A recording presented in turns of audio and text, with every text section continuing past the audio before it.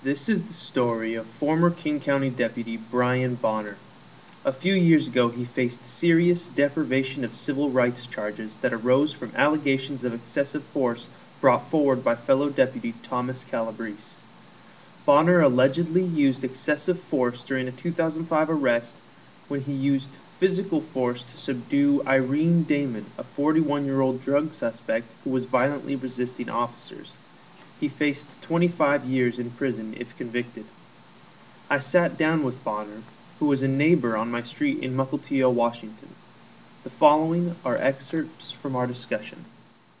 I was framed by another police officer for something I didn't do, and my life's been ruined because of it, and I can't get a job because of it.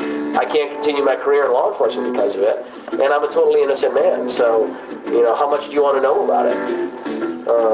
Unfortunately, bad things happen to good people sometimes.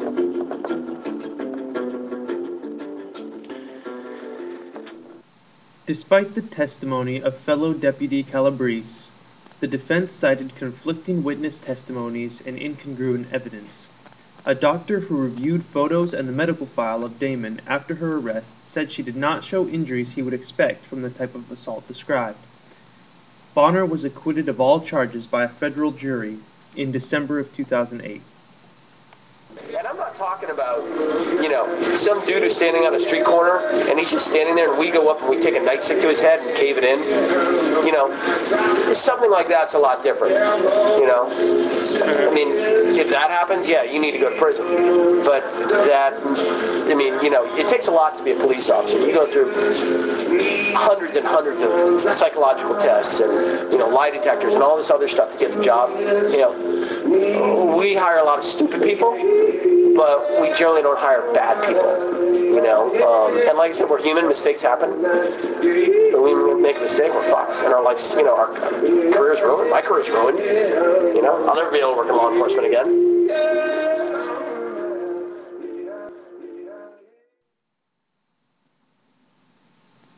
Bonner's current job search is hindered by his tarnished reputation. He has lost good employment opportunities due to the damaging results of Google searches and background checks. He is currently negotiating the terms of his leaving the King County Sheriff's Department and will most likely be unable to work in law enforcement ever again.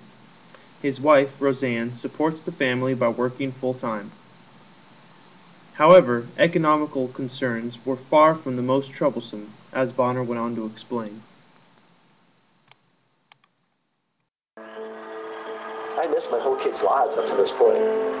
Jackson was born 6 months before this arrest occurred. And, he was just a baby. And I was thrust into this major federal case where I was fighting for my life, where I was down at my attorney's office every day, and I was so stressed out, I thought about blowing my head off. And, what I went through, if I didn't have kids, Justin, I would have killed myself. My kids were the only thing that kept me from putting a gun in my mouth and pulling my trigger. Because I knew that I was either going to go to prison for the next 25 years, because in the federal system, there's no parole. It's 25 years. And let's face it, a cop going into federal prison, it would have been life, because my first week there, I either would have been killed, or I would have had to kill somebody. So, I knew that I was never going to see my family again. It was, the stress was just at times unbearable.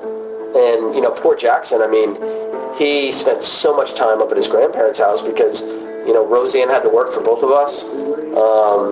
I was down at my attorney's office every day. And then we had Dylan. Poor Dylan spent his entire first year with Grandma. I didn't see him at all. She raised him single-handedly. And it's only in the past 6 months that I've been able to start reconnecting with these guys. And that was really the most painful thing to go through. It's out of my hands for now. It's out of my hands for now.